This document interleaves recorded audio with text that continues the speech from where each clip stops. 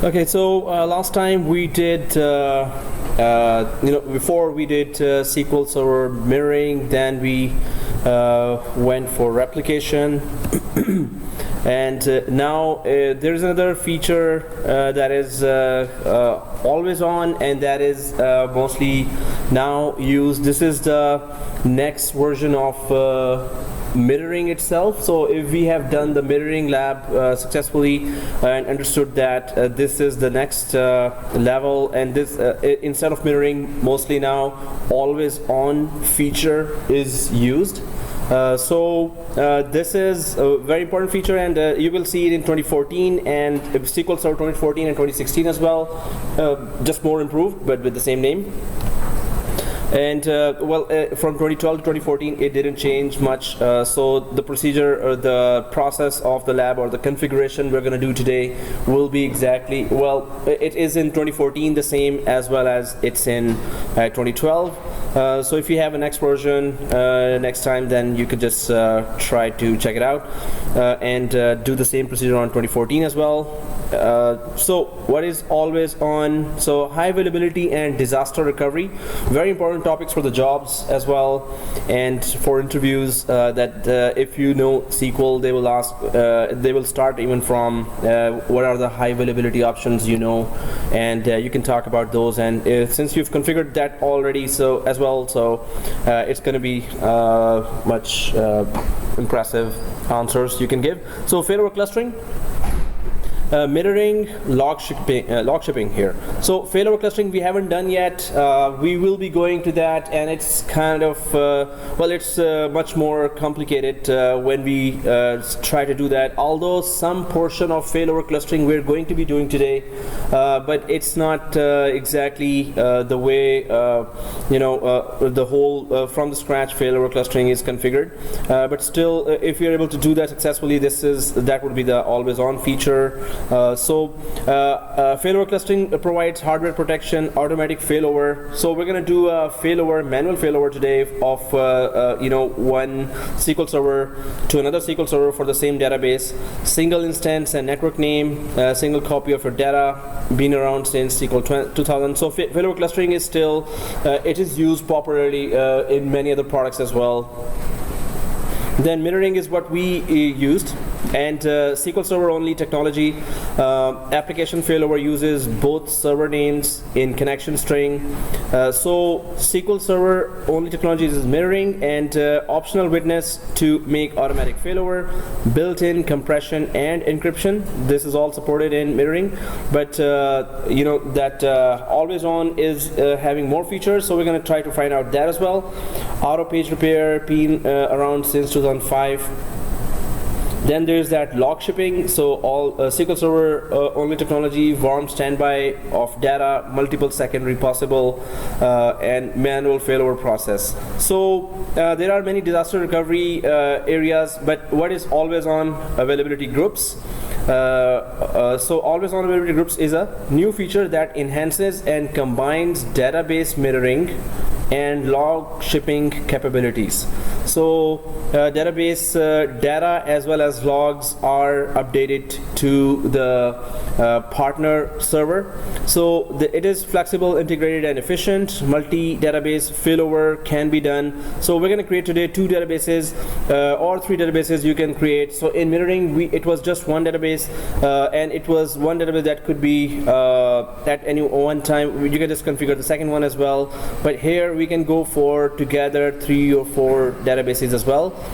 Multiple secondaries could be there. So just like in Exchange, we can have one active database, and 16 passive copies could be there for one database. Here with mirroring in 2012, SQL 2012, it is a total of 4 secondary copies or standby copies could be created for one single database, and in 2014 it is 8 copies we can create for the single set of databases or one database. So 2 synchronous secondaries, 1 automatic failover pair.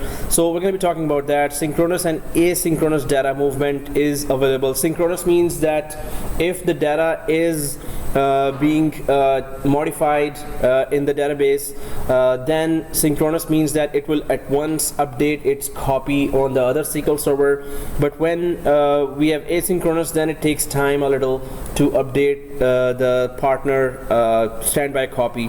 But asynchronous can do automatic failover, and synchronous can do manual failover. So we're going to try to do today manual failover, and there is that built-in compression and encryption. So an auto page repair, automatic and manual failover, new design. So flexible failover policy, integrated. It is integrated with applications. Application failover using virtual name. So we're going to use a virtual name today and try to make it happen. I have created a lot of screenshots of my own, just so we don't or I don't miss any step or any small step. So configuration wizard, always on management dashboard, system center integration. So what it basically does is that we can configure multiple databases, and then it can just update all those, create a copy of those databases on the second SQL server, and they are always available. So hence the feature name is always on availability groups. So we can have a group of database, and then it will just update all the databases in the partner servers, partner SQL servers where its copies are running. It can failover as well if we wanted to failover, and we're going to try to failover today, although one or two messages might come, but we're going to try to make it successful.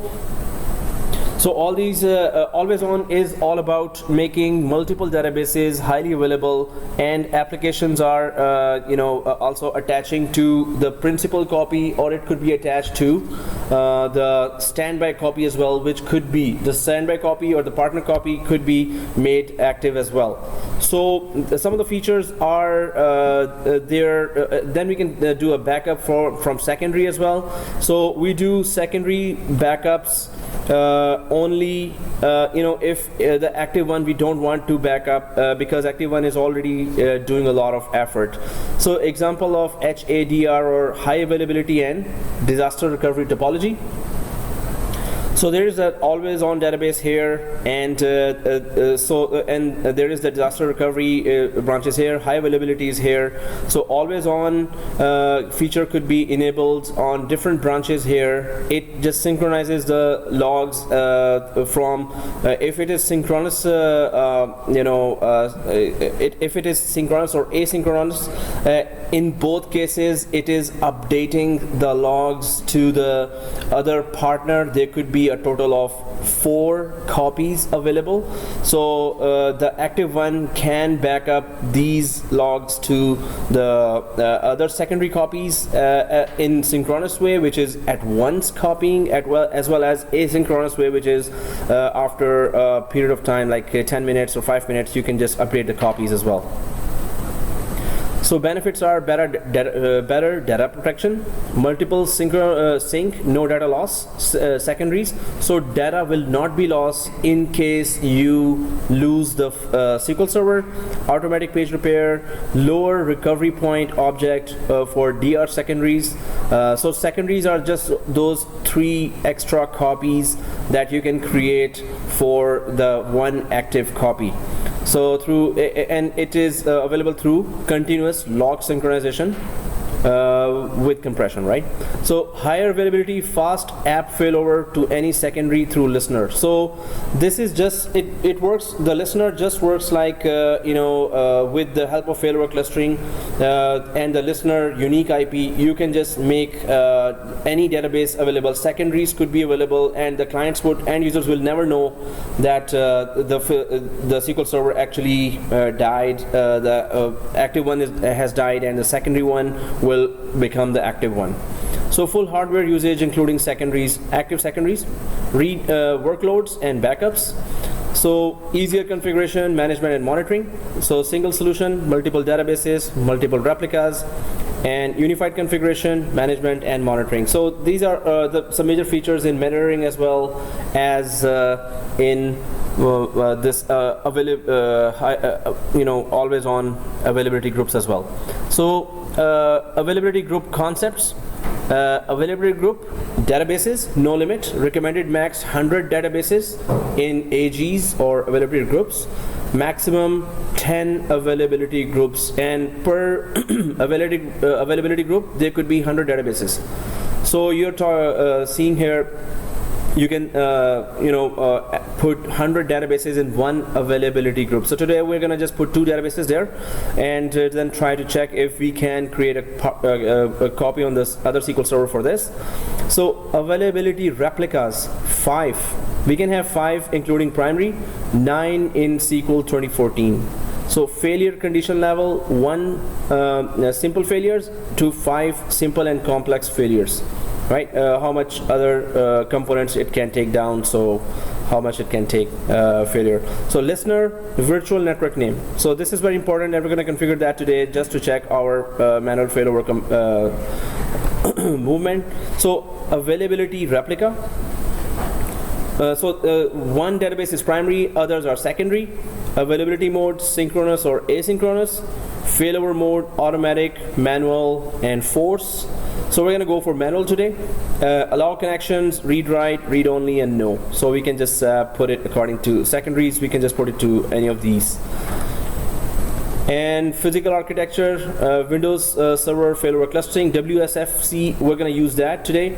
So failover clustering, we're going to see that in this course first time. And SQL 1. Database active log synchronization, SQL 2, and SQL 3. So we have just 2 SQL servers, but in the diagram it shows 3 here.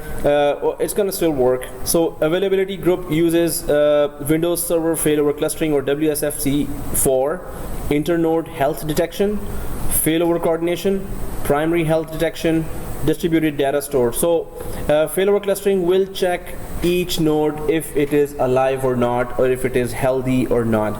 So WSFC or Windows failover clustering is a common Microsoft availability platform. So we already use failover clustering for Hyper-V, for in the background Exchange also uses that, and for load balancing as well. But mainly in SQL we are using it for always on. So always on availability group listener, a very important aspect or component of this today's lab, that the availability groups listener allow applications to failover seamlessly to any secondary. So reconnecting through virtual network name. So this means that when end users are connecting to the databases, they will be going for a unique IP address and unique name, which is called listener here, and they will not be connecting to like the servers we have, server 1 and server 2.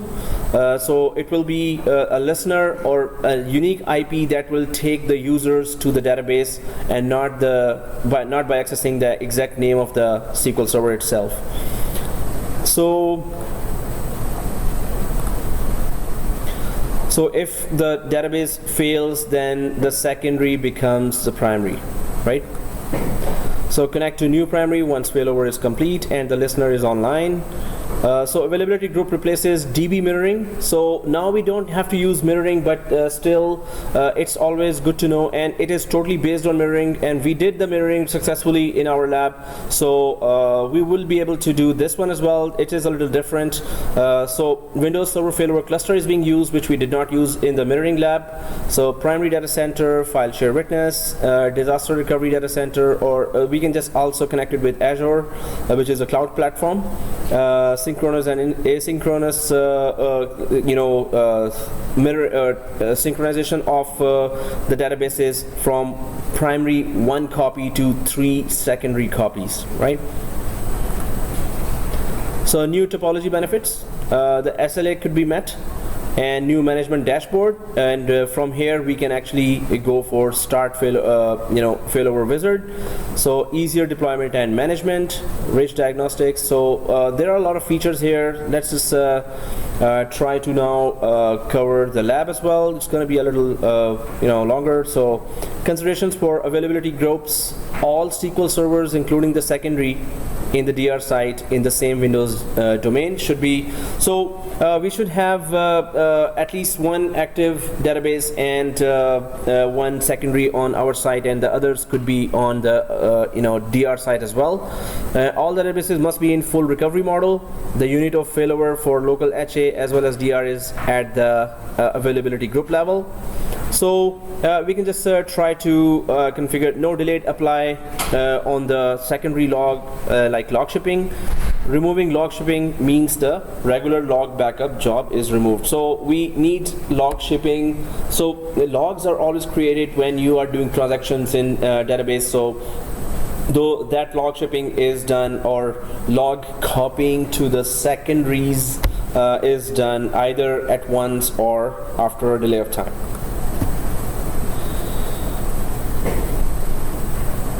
So we need to do some basic prereqs on our own SQL lab. So I hope our SQL servers are up and running.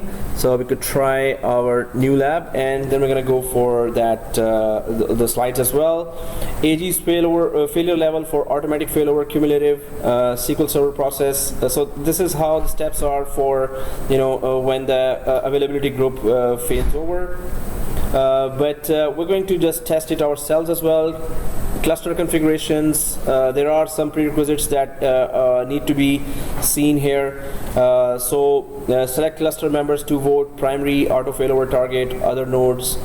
So we're going to create a cluster, and then we're going to try to check our configuration or consider it to make it successful, try to at least make it successful. So guys, let's just go and check it out. Now the plan here is, I'm just going to create that diagram here quickly so we could just have a idea about what we're going to do. So this is our DC here, and there our SQL 1 or server 2, or the SQL 2 or second SQL server. So we're just going to create that. So first we're going to go for prereqs. So there are some prerequisites and some services have to be on, and then we're going to, so these prereqs have to be checked on both, and then we're going to go for database creation. So I hope we still have that script that creates database and the tables, and then we can just go for creating the AlwaysON group. So this feature is already added with our SQL servers, so we just need to create and add them. Let's just start with our SQL servers, and I'm just gonna open or start my hundreds of screenshots. So that is also, it also takes a lot of effort.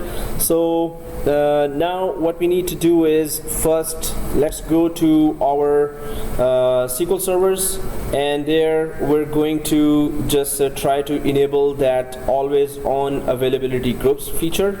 So again, always on is all about having those databases highly available on, and having up to three copies of one single database, and we can create multiple databases copies there as well.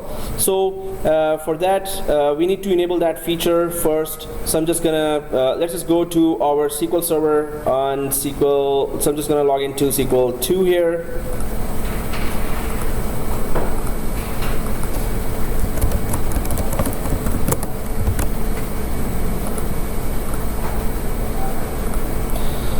Okay, let's log into both SQL servers here.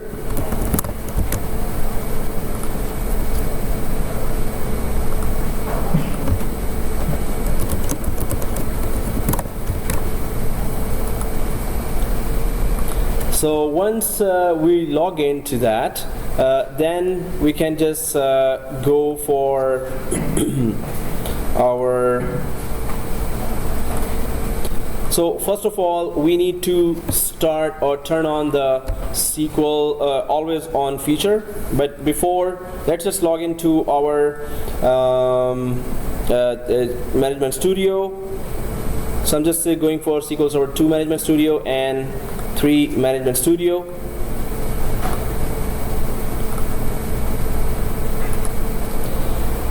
So it's server 2 and server 3.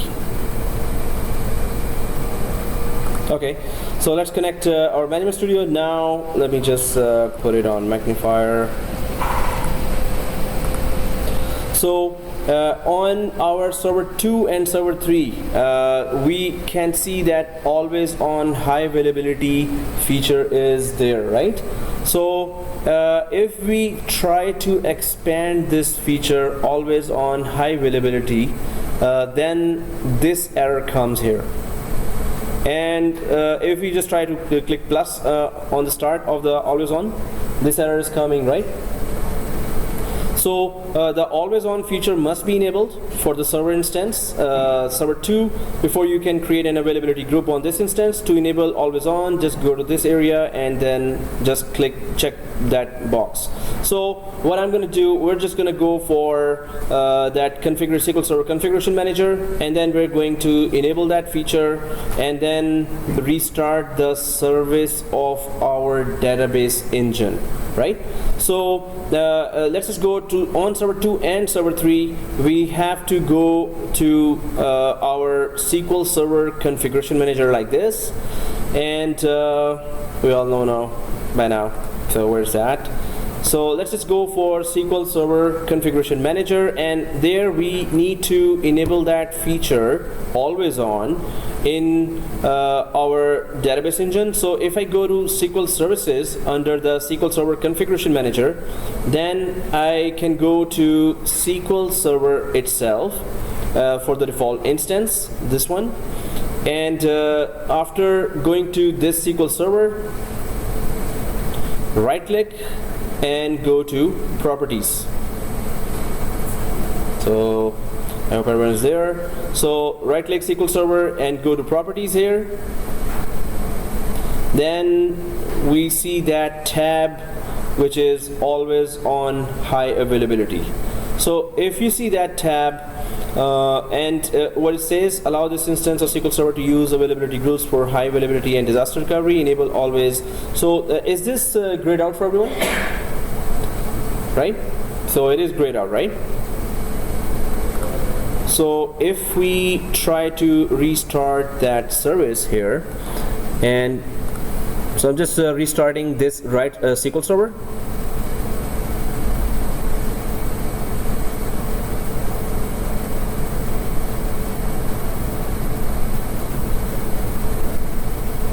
And checking the screenshots that I took.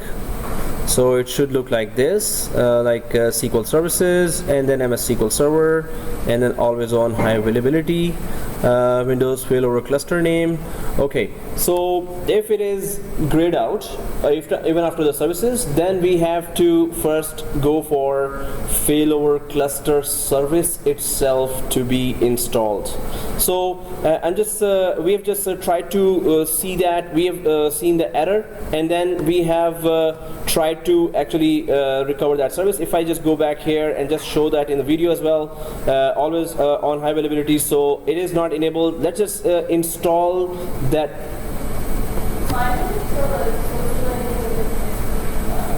So yours is available? Different version? So are you on exact this? Yeah. And when you right click in properties, so you don't see these tabs? I see the tabs, but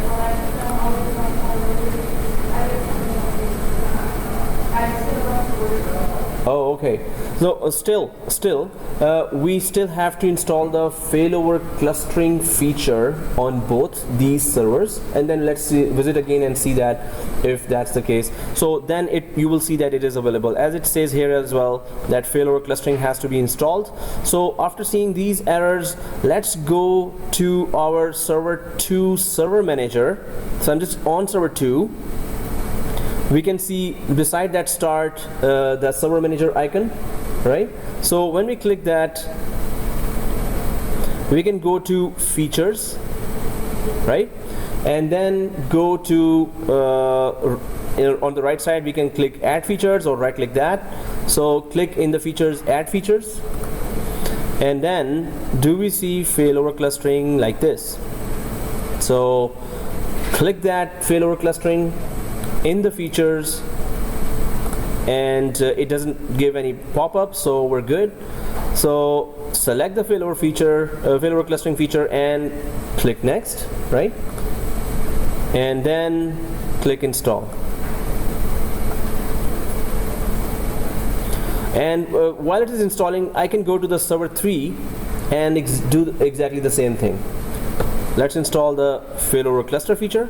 So beside the start button, again to the server manager, and then we go for features, and then on server 3 as well we go for add features, and then we go for click failover clustering, next, and install. So by this time server 2 would have been done, so Windows automatic updating is not enabled. That's the only warning, we're okay with that. So installation succeeded should be the message here for failover clustering. If it is installed now, click close. And that's not all.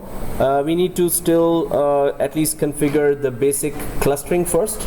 So we still have to do a little more work here.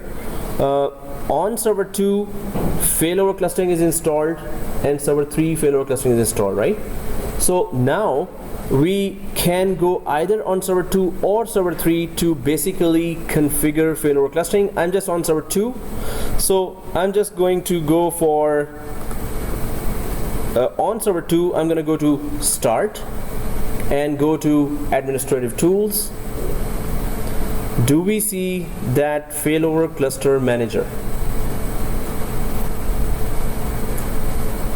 So after we have installed that, now we go to administrative tools, go to failover cluster manager, and then click it open, right? Failover cluster manager.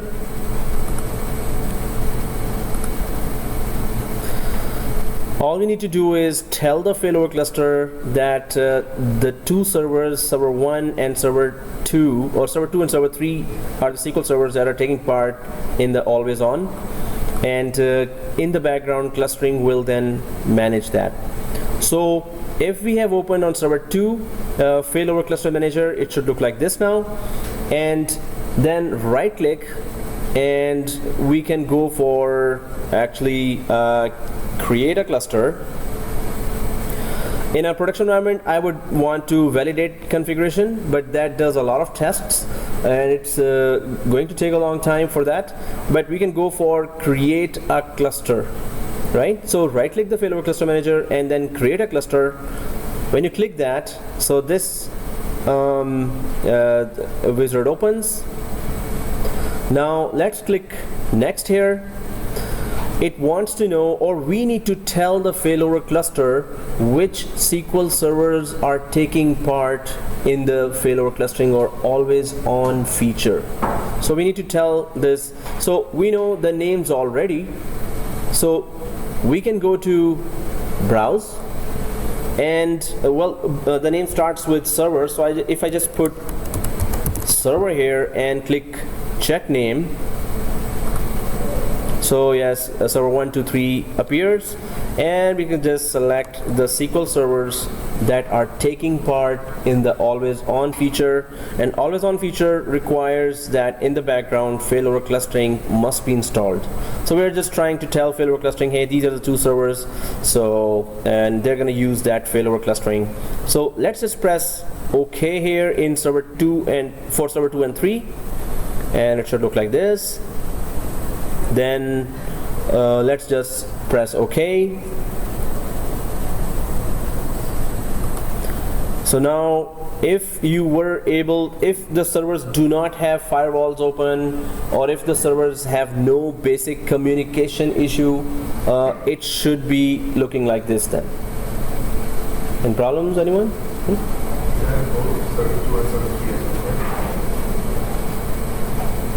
So we have to add both server 2 and 3, and This is how failover clustering will know that these two servers are taking part, and if there is no basic communication errors between the two servers, then they're gonna add easily. So let's just click next here. Now, yes, when I click next, run configuration validation tests and then return to process of creating the cluster, or no, I do not require support from Microsoft for this cluster and therefore do not want to run the validation tests. When I click next, continue creating the cluster. You know, if we click no, it's still okay. The actual failover clustering has a lot of requirements, and we may have to create it in next class. That's why I didn't start that, the other way of failover clustering. That requires that you must have a remote storage as well, and we can create the whole thing as well. That's why I want to, maybe we will be doing that on Monday, so we can continue on Tuesday as well. It might be 2-class lab for actual failover cluster from the scratch, but this, even if you press yes or no, it is okay now, but I'm just gonna keep it yes so we could see what kind of errors, if there are any, or what kind of warnings it's going to show us. We're not using remote storage already, and we don't need that for always on. So keep it yes and click next. The wizard runs validation tests to determine whether this configuration of servers and attached storage, which is none. We don't have an attached storage, we have a local storage, our local disks or in the virtual machine. So attached storage is set up correctly to support failover. A cluster solution is supported by Microsoft only if the complete configuration, servers, network, and storage passes all tests in the wizard. So in addition, all hardware components in the cluster solution must be certified for Windows 2008. Anyway, we're just gonna click next here. Okay, it's not gonna be long tests, so run all tests as well, next. And then it shows that it is ready to run tests for inventory and hard disk and everything, basically for storage, network, and other configurations. So if we click next, there will be some red lines and there will be some green lines, and it's gonna finish very soon because we didn't configure the cluster from scratch. That is a totally different lab, and that's also another way that SQL is made highly available.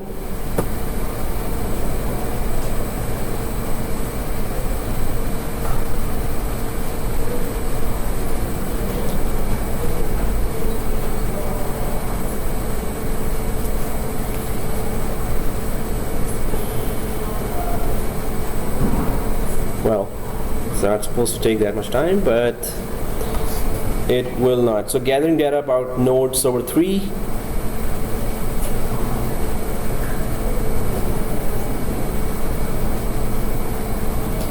And then it doesn't find a lot of disks there, remote storage, the test, cluster disks. We don't have cluster disks. So failover clustering is done.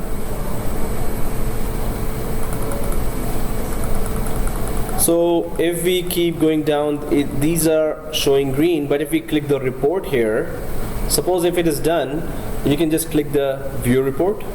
Is done? Oh, okay. Still running, right?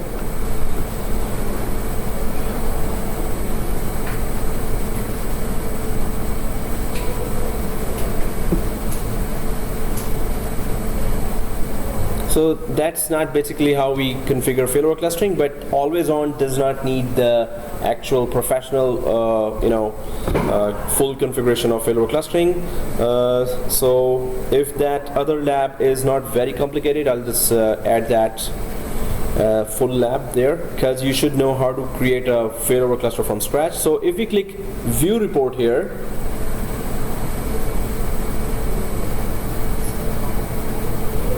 still going on? Done? Hey, what's wrong with your machines? Okay. Anyway, this is 16 GB, right? So, but anyway, we can just at least discuss that. So it says there network It says there that inventory is okay. There's a warning in the network, there's a warning in the storage, and then there's system configuration is okay. If we click the network here for the warning, and then again it takes us to another area. And if we go for validate network communication here, what it says here is that node server 3 is reachable from node server 2 by only one pair of interfaces. So we have just one network card on each machine. It's okay for us. It is possible that this network path is a single point of failure. So if that only network card fails, we're not gonna have any communication. That's all it's saying. So it's just saying that it's not highly available on the network side, which is okay. That's why it's just giving warning. If it has given an error, we could not have gone ahead, right? So if it is giving warning, it's okay. We can just go ahead with that. With the warning. So if I just go up, the second thing was the storage, and the storage is something that we don't need remote storage for this type of configuration. So AlwaysON SQL Server availability groups actually use local hard disks instead of the remote storage. Let's go ahead. Okay, so I'm just gonna minimize that or close that. You don't need the report. So here, once we click finish for the report here, then this screen comes where it is going for access point for administering the cluster, and we have to give some cluster name here, and we can just give GB cluster or Charpon cluster. So this screen should be there, right? Well, it is asking for a cluster name, and it is also asking for a cluster IP address.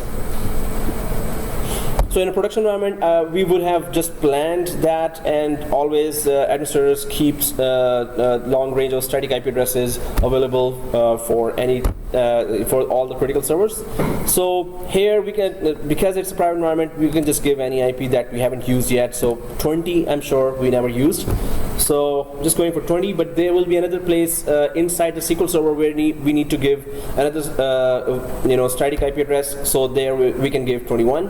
But right now GB cluster here is a cluster name, and then we can give the IP as 20.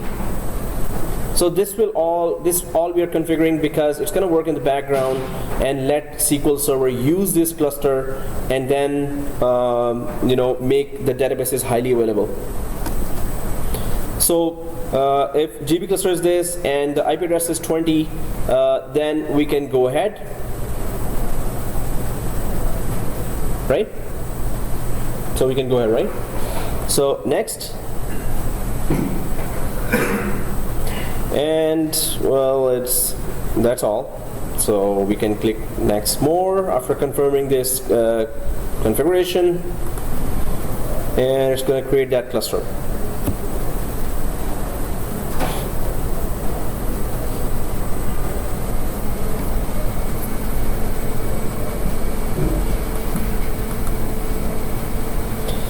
Well, it is saying that no appropriate disk could be found for the quorum disk.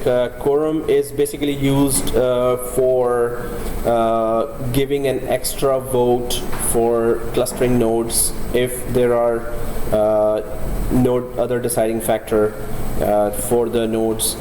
So if the cluster is about to go down, the quorum disk is used to it is used as one vote. So the cluster keeps on running.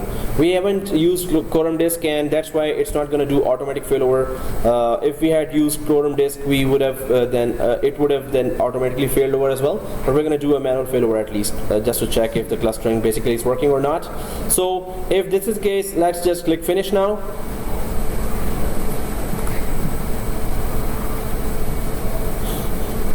So there is that cluster, gbcluster.sqldomain.local now available,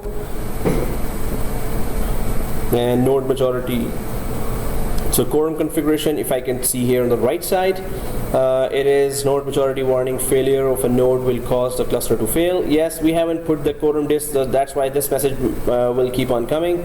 Total of 2 nodes are there. So if we expand this cluster now, we can check at least the nodes should be showing like this. So expand the cluster and then click the plus sign against the nodes there, and you should be seeing your two, server 2 and server 3. Right? Everyone is able to see that? Server 2 and server 3?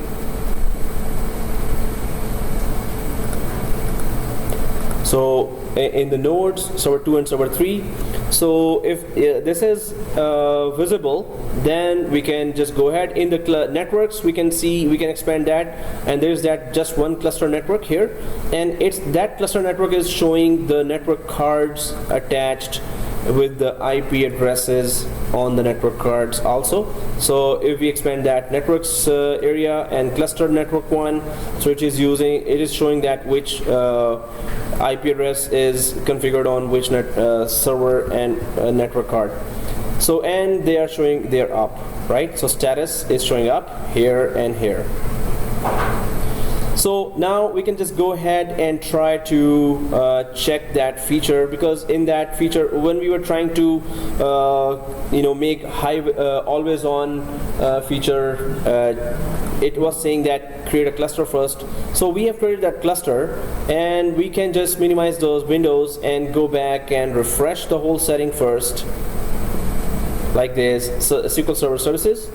And then if we go for again to the configuration manager, SQL Server Configuration Manager, and then here SQL Server, and right click, properties,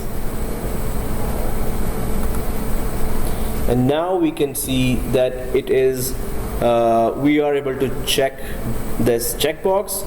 It's no longer grayed out. So what it needed was, as it just mentioned that in the message as well here, that it needed a cluster to be created first. So we carefully create that cluster, and now we can just click enable. So when we click enable and click apply on that, so then it's going to just ask us to restart the service, restart the whole database service. So we should be, whenever we are introducing that always on feature in our environment, so we should not do that in the, of course, if there are any users connected or any application is connected, you have to make sure that applications are disconnected, and then you can just enable that always on feature, right? So let's just enable that and click apply for server 2. So now the message comes here, when we click apply, any changes made will be saved. However, they will not take effect until the service is stopped and restarted. So that's what exactly we're going to do. We're going to just try to restart the service, this SQL Server engine, database engine service, and we're going to do the same thing on the server 3 as well. So press OK here first on server 2, and click OK. Right? Now we need to restart this service. If we don't restart that service, then that message that we saw at the start of the lab will keep on coming. So right click and restart this SQL Server service.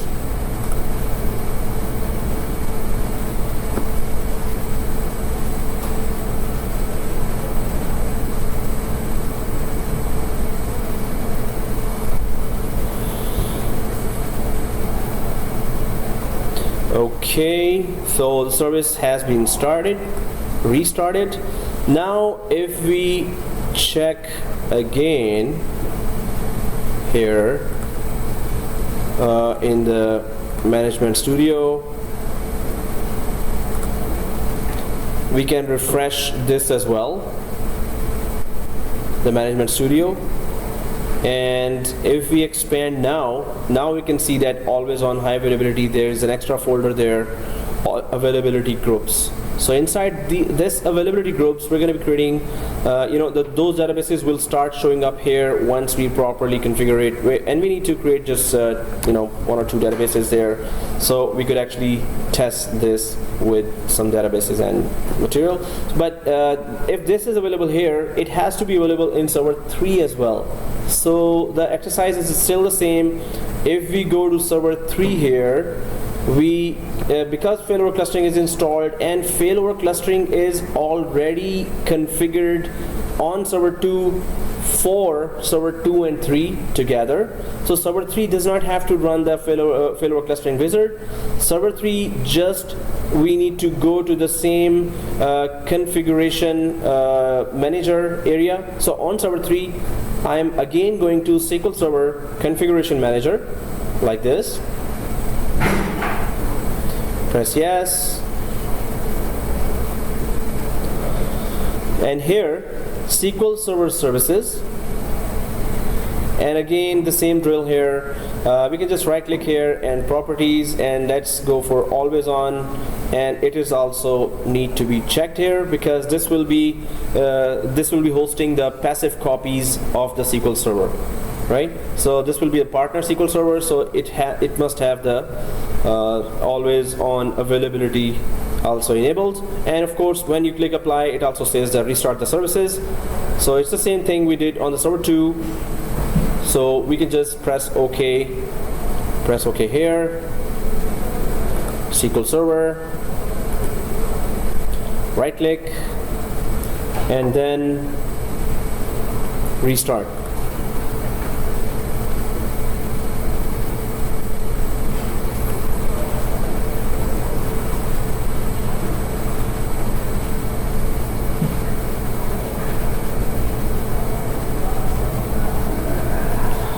Okay, so service has started. This means that we are ready to start the configuration of our SQL Server always on availability groups.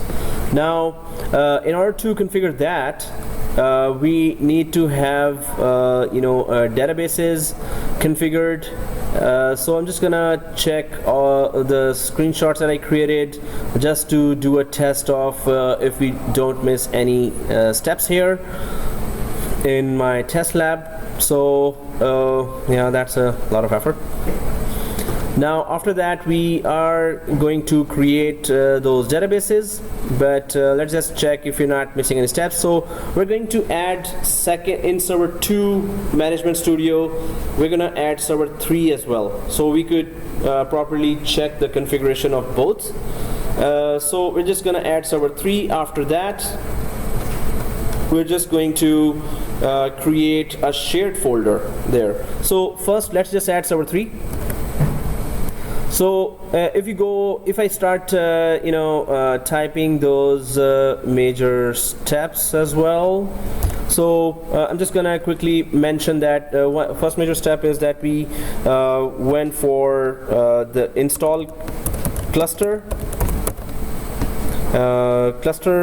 feature and configure it, then restart database engine service, and now add server 03 SQL to server 02 management studio, then create a shared folder with everyone with read write permission, and then create 2 databases with table. Finally start configuration of always on availability groups. So let's just get going now. We have, so I'm just gonna go to server 2 now, and in server 2, let's just add server 3 as well.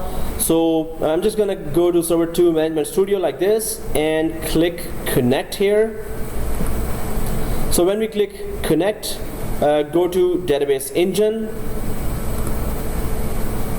and then here instead of 2, because the name is the same, it's gonna change 2 to 3 like this, and then click connect with this login, and you can then see that server 3 has been added on the same management studio.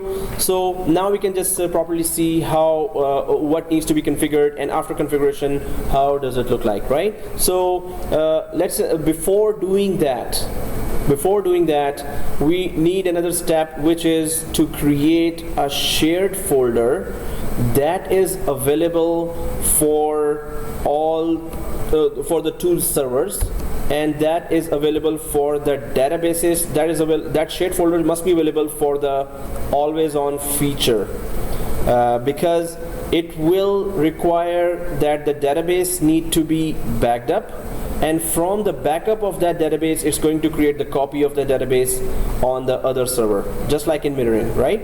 So on server 1, I'm just back on the domain controller server 1, and here, before creating that shared folder, I can see, at least in my machine, that firewall is on. So just to avoid any kind of extra troubleshooting, I'm just going for firewall and turn it off.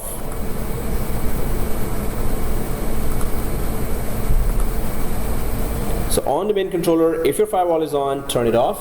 And then let's go to the shared folder inside the C drive. So on server 1 or the domain controller, I'm just going for the C drive, and I'm going to create that folder.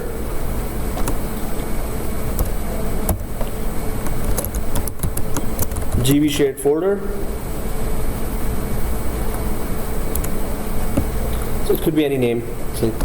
So I'm just creating a new folder inside the server 1 or the domain controller, and then right clicking and sharing that folder where everyone gets read and write permission, right? So GB shared folder here, share with specific people, click everyone, click add. So I'm just sharing that newly created folder inside the server 1. So on server 1 in the C drive, create a shared folder called GB shared folder, and then just add everyone with read and write permission, because the database backups and database copies will be written on this shared folder. So this shared folder must be available for the active database, and this shared folder must be available for the passive copies as well, or standby copies as well.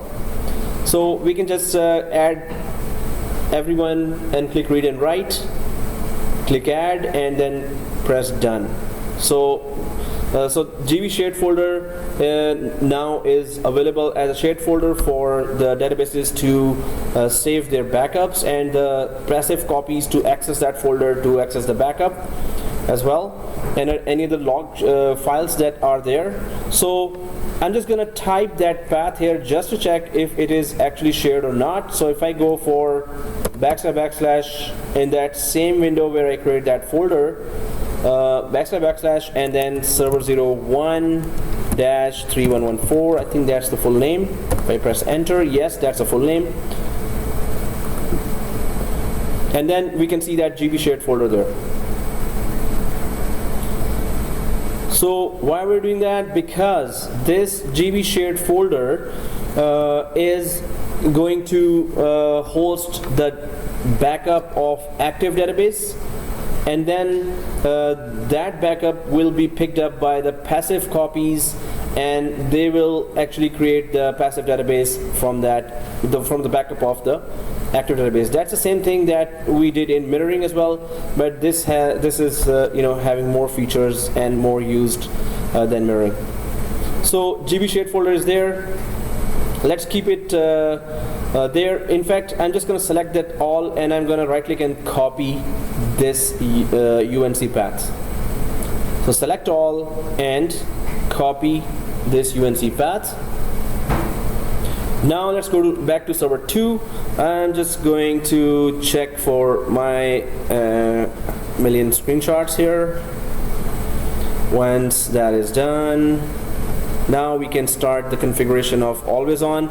But before that, we need to actually create those databases, which we see this. If I took that screenshot already, because if we start configuring AlwaysON, it's going to ask, okay, which database you want to make highly available through AlwaysON feature, and then it's going to say that the backup has to be done for that database.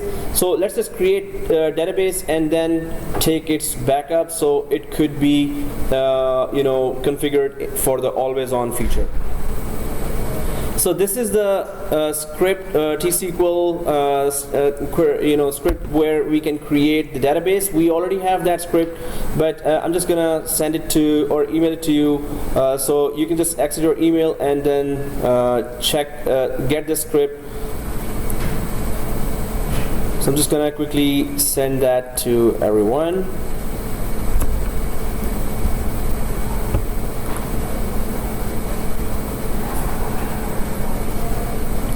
Well, I just put it on my forum as well.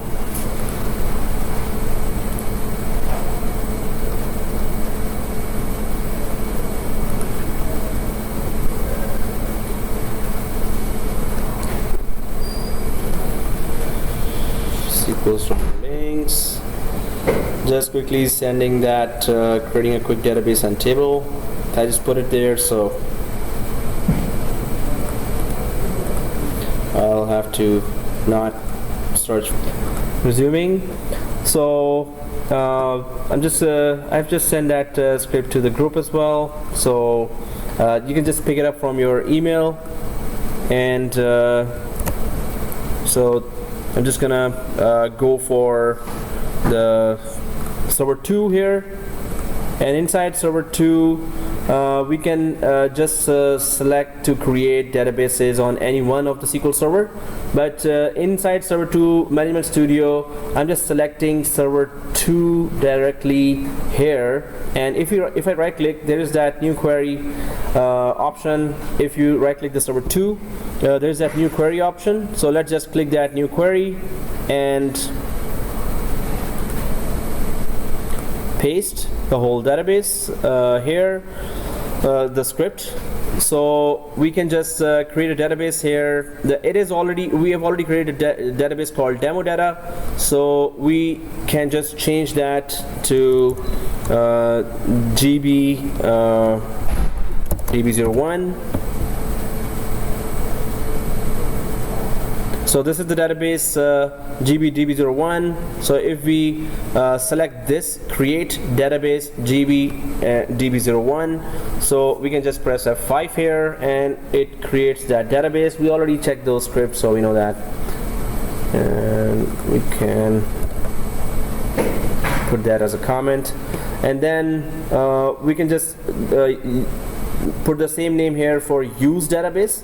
So use GB DB01 like this,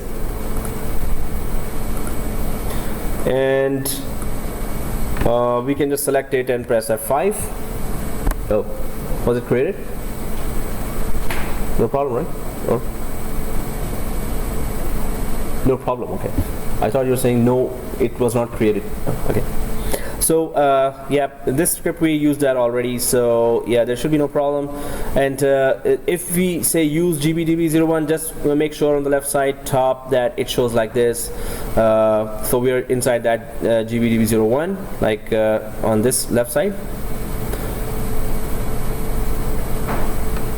So any problem, any issues that we know.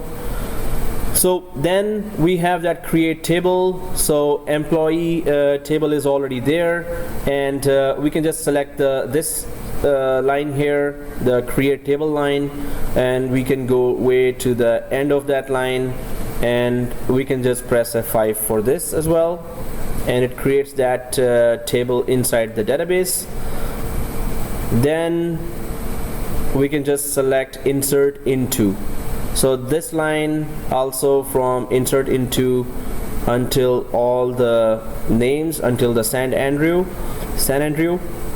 So until this, we can select that and press F5, and all that table is created, the database and the tables are created, right?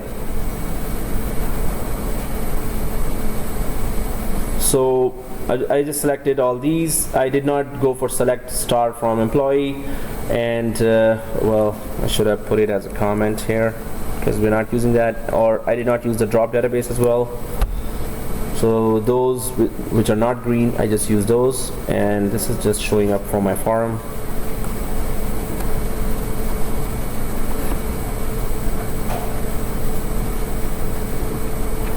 Okay, so let's just check if this database has been created inside server 2. So right click and refresh first of all server 2 here, right click and refresh. Then if you expand the databases, so there's our GBDB01. If we expand that GBDB01 in the tables, employee, and in the columns, we have all those columns that we mentioned on the right side in the script. So GBDB01 and then employee and then all this, age, salary, location. So once was it done?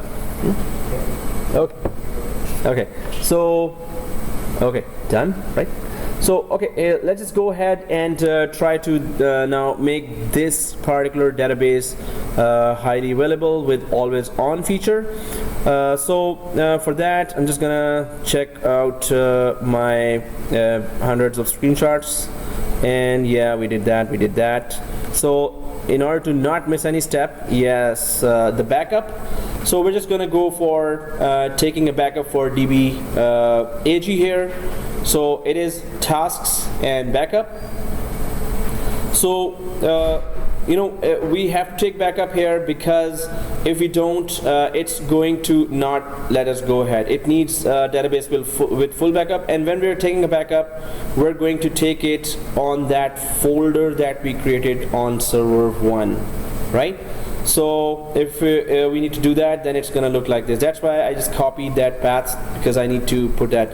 So how do we take the backup of this database that we just created, right? So for that,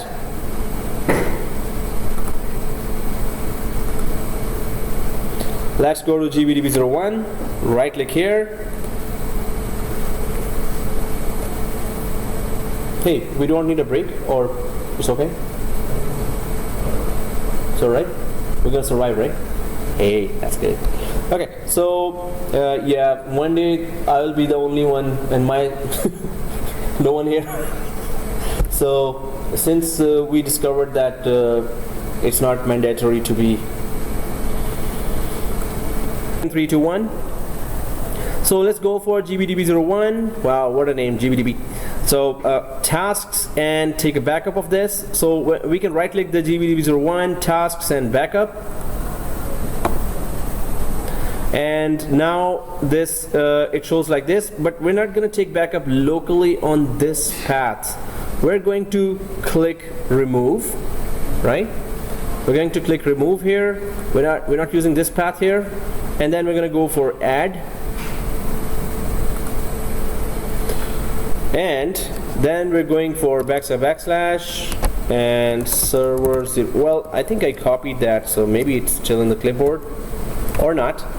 Yeah, I copied the script then. So I'm just gonna go back to this. Yeah, this is the path that we need. So backslash server 01 3114 GB shared folder, server 2, paste. So GB shared folder, press OK.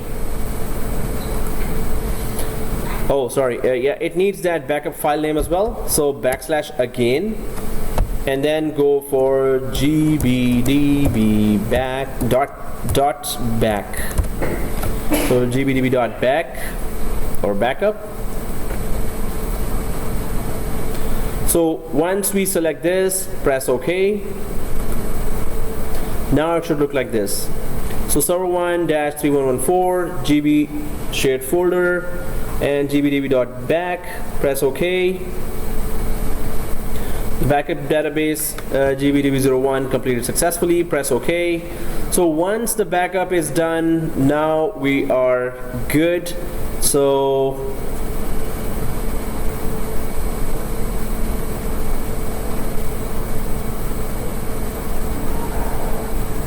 yep, it is good. Now we can start that wizard and finish that quick and go home. Hooray! Okay, no, we need to understand this. Come on. Yeah, the rest is a whole wizard, and hopefully we could just configure that. So I'm just checking my screenshots there. Yeah, I think we can survive now. server 2 here, and let's just go for our always on availability. So when we expand that, so we can just right click after expanding the top one still. So always on high availability, new availability group wizard. So new availability group wizard, let's just go there.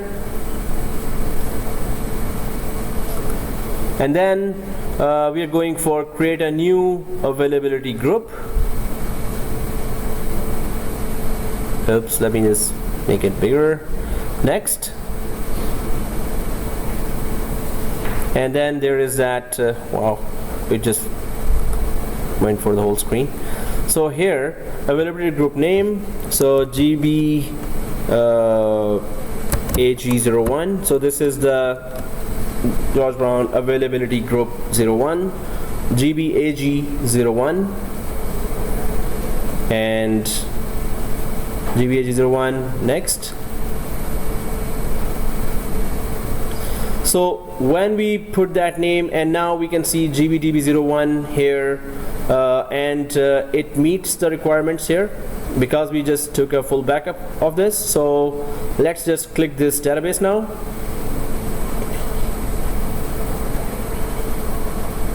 And next. Now we have these options where we can configure the whole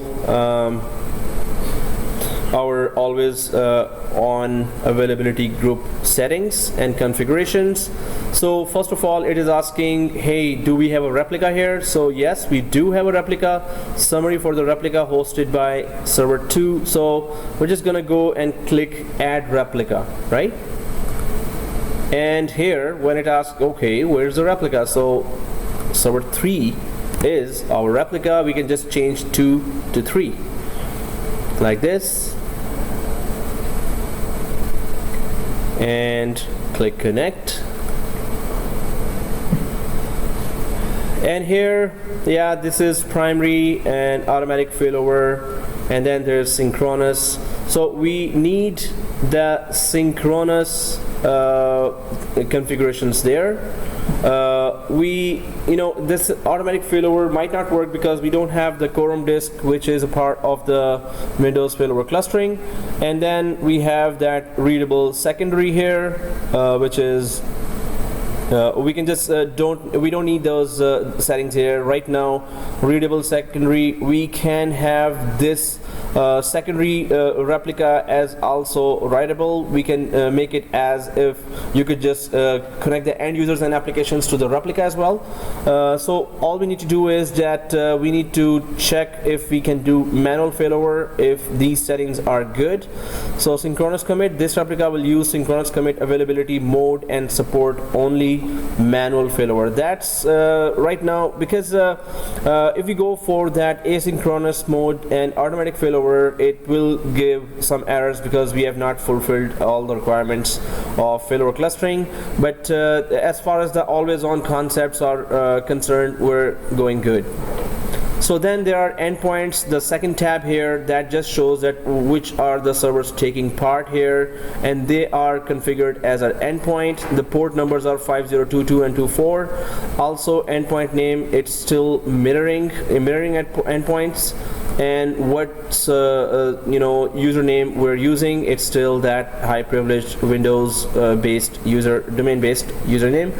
Backup preferences, let's just go to that backup preferences here. And there, preferred secondary, where should backups occur? So you can, so this means if it is selected the first one, then it means that take backup of server 2. Server 2 is not available, then go for server 3. Or secondary only, we can just take backup of server 3 itself, which I'm selecting now, secondary only, the second option. And then, or just primary only, or any of the copies of the primary, or any replica are the other two options.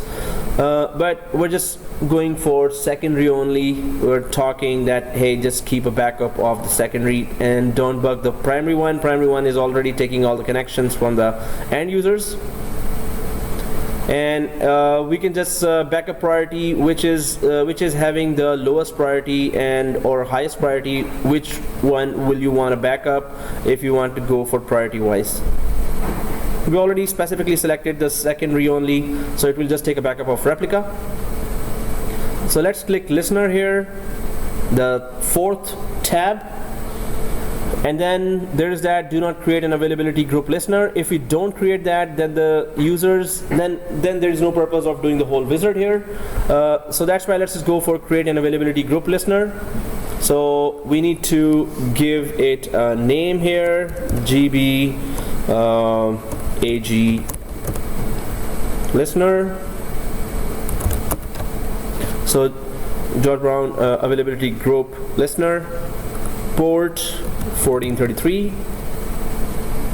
So that's the standard port that the listener uses, and all the applications could be given this static IP and this name to access any of the databases. So yes, we're selecting the static IP here as we have given static IP. We have not given the DHCP IP for this server. Servers are always supposed to have static IPs. So let's click add here, and we can just go for 192.168.200.21 because we used 20 somewhere, for the clustering feature. It could be any other IP address. Press OK. So it should look like this now. 200.1, 200.21.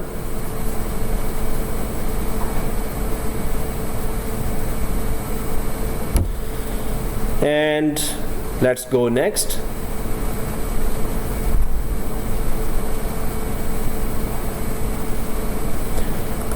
And then it is select your data synchronization preference. So where do you want to put your data? Yep. 1433. And the IP address also. So I'll just go back here. This one, 1433 is the port, and IP address is 200.21. Welcome. So you got it right? Okay, cool. So here again, that shared folder on the domain controller, right?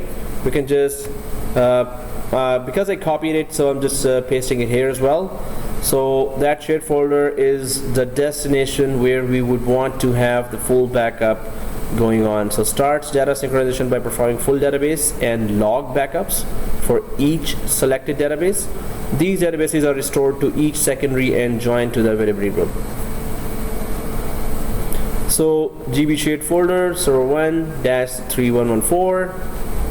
So if this is a shared folder we created on the domain controller, we just pushed it here as well. Let's go next now. And it checks the results of availability group validation. Is it all green? Okay, cool. All green, right? And for Imtiaz as well? Oh, okay. Hey, you're still here. I can see you. Oh, okay. So, why? What happened? Hey, that was an easy one. Come on, man. Oh, okay. So, next. So validation is good, right? So next. Oh, you're there. Okay, cool. So and then let's just go ahead and click finish.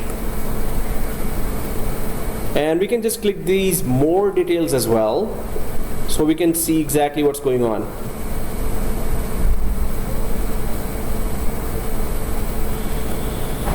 Ah, 434.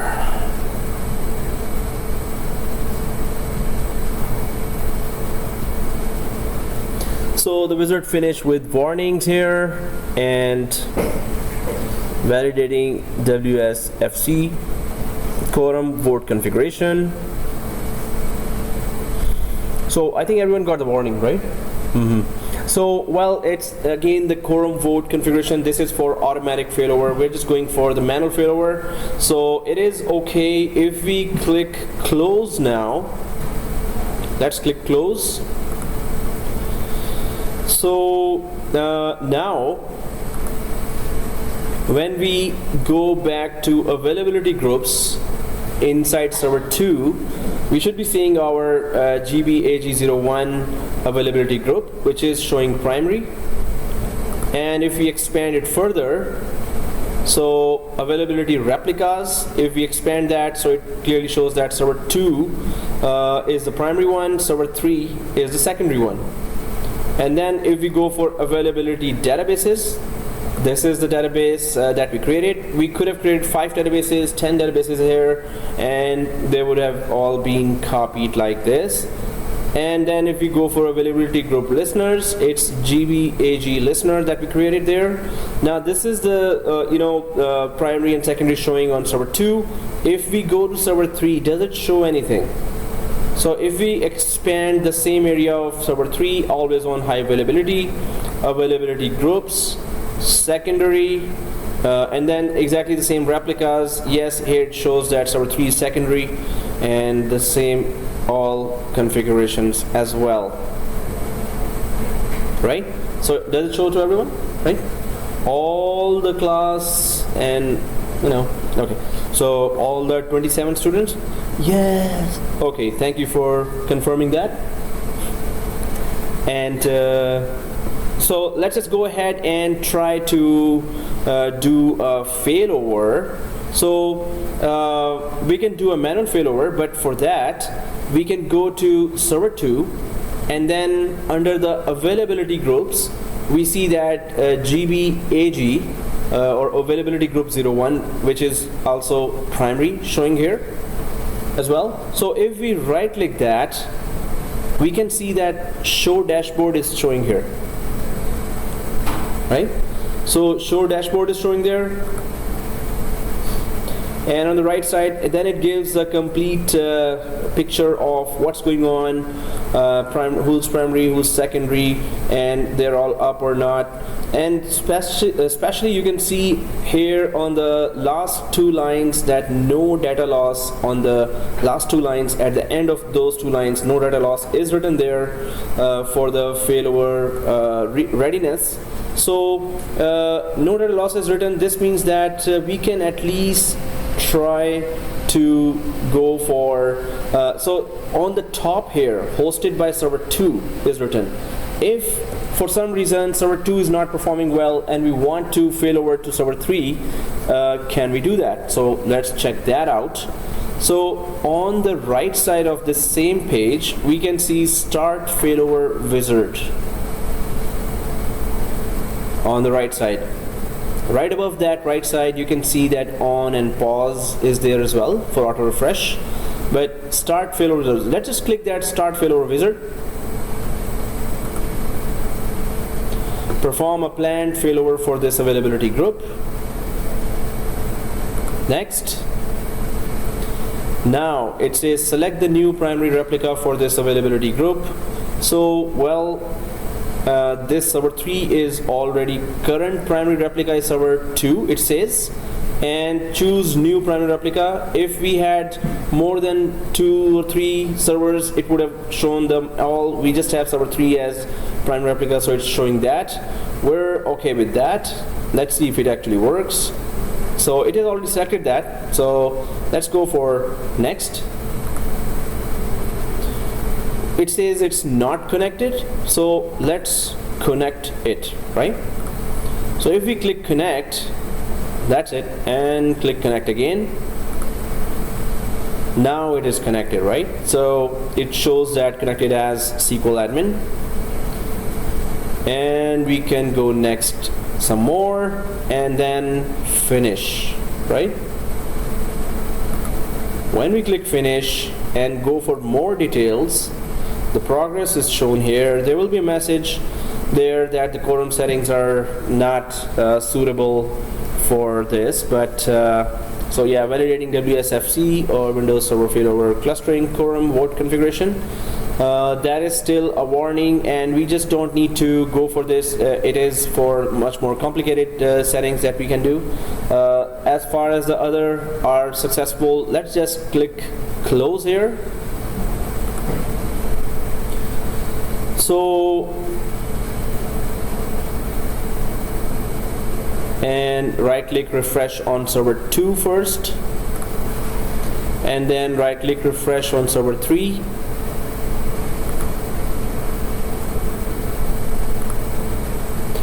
And close the dashboard on the right side, and then go for always on high availability, then go for all availability groups.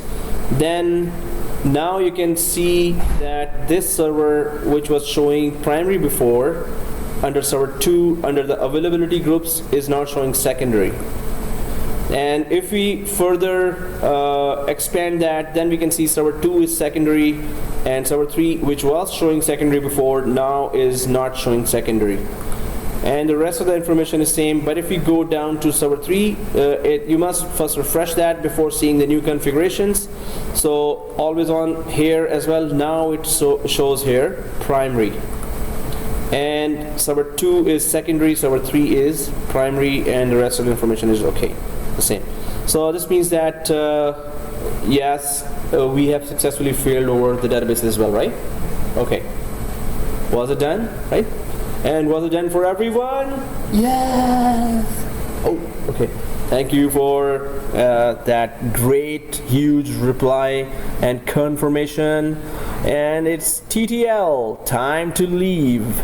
Okay, so it's 4:41, but that's it. You know, always on is there. We were able to make this database highly available, and we can actually fail over this database from one server to another. We can have a total of 4 copies. If we had 4 SQL servers, we could have had 4 copies as well, and we could fail over to any one of those. Right now, currently, we did the manual failover. If we wanted to do the automatic failover, then we would have configured that quorum as well. But as far as the always on availability groups are concerned, this is the basic configuration that we can do, and it is successful. So please do send your weekly labs and don't miss that big chunk of marks. Good luck. Thank you. And over and out.